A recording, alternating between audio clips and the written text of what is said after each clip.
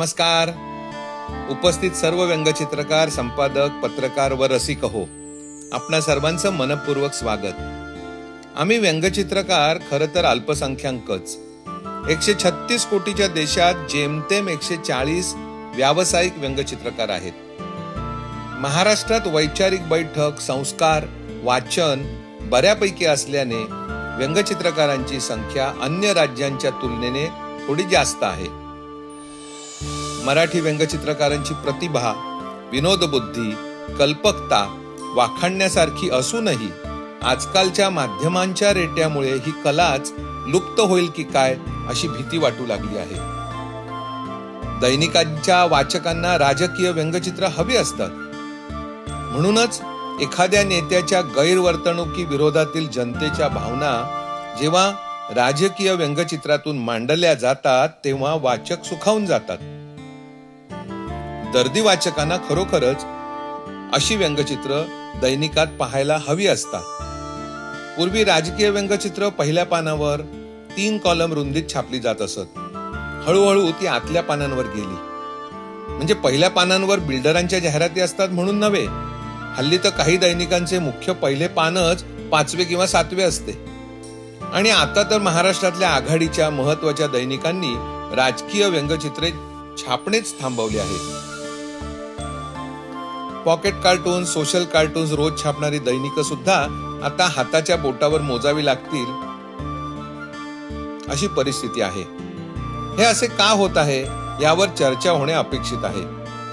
छापील मीडियात संधी नाही म्हणून काही व्यंगचित्रकार स्वतः अशी व्यंगचित्र रेखाटून सोशल मीडियावरती पोस्ट करू लागले आहेत. व्हॉट्सॲप, फेसबुक आणि ट्विटरच्या लोकप्रियतेमुळे अशी व्यंगचित्रे क्षणार्धात सर्वदूर पसरतातही. त्यांना प्रतिसादही खूप चांगला मिळतो. पण त्या व्यंगचित्रकारास ती चित्र रेखाटण्याबाबत मानधन मिळत नाही. हा सारा हौशीचाच मामला असतो. खरं तर खऱ्या सुजाण राजकीय नेत्यांचा राजकीय व्यंगचित्रांना विरोध नसतो. उलट माध्यमात मिळणाऱ्या ह्या फुकटच्या प्रसिद्धीचाही ते आनंद लुटतात. अगदी पंतप्रधान, मुख्यमंत्र्यांचाही त्यांच्यावरच्या व्यंगचित्रांना आक्षेप नसतो. पण राजकीय नेत्यांचे सो कॉल्ड फॉलोअर्स, कार्यकर्ते यांची टोळकी सवंग प्रसिद्धीसाठी दंगे, दगडफेक, जाळपोळ, काळे फासणे असे उद्योग करतात. सध्या तर कोणत्याही क्षुल्लक गोष्टीमुळे भावना दुखावल्या जातात. हे पाहिलं की आजच्या काळात पु ल पाडगावकर, आचार्य अत्रे, ची व्ही जोशी, दत्तू बांदेकर यांनाही मनासारखे लिहिता आलंच नसतं. टी शर्टवर नेत्यांचे फोटो आणि घोषणा रंगवून फिरणारे गल्लीबोळातले दादा, नेते, अमक्या तमक्या पक्षाचे शाखा प्रमुख इत्यादींची टोळकी यांना घाबरून अशी व्यंगचित्रे प्रकाशित होणार नसतील तर ती गोष्ट लोकशाहीला मारक आहे. नेमकेपणाने व्यंगावर बोट ठेवत समोरच्याची खिल्ली उडवण्याची जी ताकद व्यंगचित्रात आहे तिला हिटलर सारखा हुकुमशहा सुद्धा घाबरत असे. मुद्द्याला प्रतिवाद मुद्द्यांनीच करायचा असतो. शब्दांना शब्दांनी किंवा लेखणीने उत्तर द्यायचे असते. हेच आता अनेकांच्या गावी नाही. समज कमी असल्याने राजकीय व्यंगचित्रांना सर्वत्र विरोध होतो. हे अत्यंत खेदजनक आहे. मग यामागे नेमकं कोण आहे याचा शोध घेणं अशक्य आहे. पण व्यंगचित्रकारांना या देशात असुरक्षित वाटेल अशी परिस्थिती निर्माण करण्यात मीडियाला यश आलेलं आहे.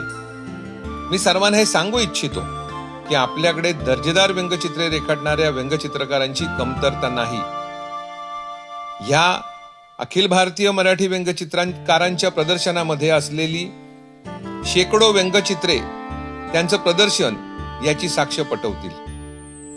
केवळ व्यावसायिकच नव्हे तर सामान्य जनतेने व नवोदित चित्रकारांनी ह्या व्यंगचित्र स्पर्धेसाठी देश परदेशातून त्यांची हास्य व्यंगचित्रे मोठ्या संख्येने आमच्याकडे पाठवली याचा आम्हाला अभिमान वाटतो.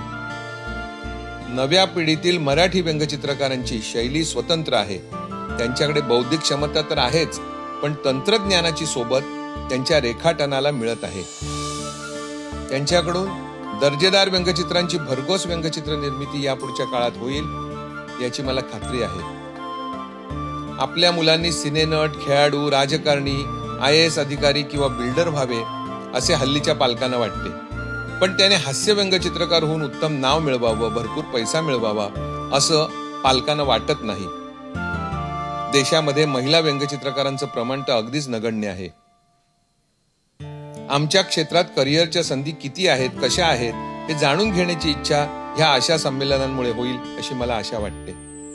इंटरनेटमुळे जग म्हणजे एक ग्लोबल गाव झालेलं आहे. मराठी व्यंगचित्रकारांच्या चित्रांना देश परदेशात प्रचंड वाव मिळू शकतो. मात्र त्यासाठी आपली भाषा चांगली हवी, वाचन भरपूर हवे वर विषय नेमकेपणाने कमी शब्दात उत्तम रेखाटनांसह मांडता यायला हवा. ह्या संमेलनातील परिसंवादामध्ये ह्या सर्व मुद्द्यांवर साधक बाधक चर्चा होत आहे याचा आनंद वाटतो. व्यंगचित्रकारांना साहित्यिकाचा दर्जा द्यावा असं 100 वर्षानंतरही कोणाला वाटत नाही. मराठीतील उत्तम खपांच्या दिवाळी अंकांमध्ये विनोदी अंकांचं स्थान वरचं आहे, ज्यामध्ये अनेक हास्यचित्रे रसिकांचं मनोरंजन करीत आहेत. ही परंपरा फार वर्षापासून असूनही साहित्य संमेलनातील कार्यक्रमांच्या व्यासपीठांवर व्यंगचित्रकारांना विशेष निमंत्रण नसते. चित्रकार, नवचित्रकार, स्थापत्य रचनाकारही अजूनही व्यंगचित्रकारांना आपल्या सोबत घेत नाहीत आणि त्यामुळेच देशातील व्यंगचित्रकारांची स्थिती ना घर का ना घाट का अशी झालेली आढळते. आमची ही चळवळ, आमचे उपक्रम अधिक व्यापक होण्यासाठी या ठाणे शहरातील हे हास्यदर्शन संमेलन निश्चितच मोठी भूमिका बजावणारे ठरेल याची खात्री आहे. पत्रकार, मीडिया, राजकीय क्षेत्रातील अनेक जणांनी या अखिल भारतीय मराठी व्यंगचित्रकार संमेलनास प्रोत्साहन देऊन आमचं बळ वाढवलं. हास्य व्यंगचित्र संमेलनाच्या सुखद स्मृती उपस्थित व्यंगचित्रकारांच्या व रसिकांच्या स्मरणात अनेक वर्ष राहतील.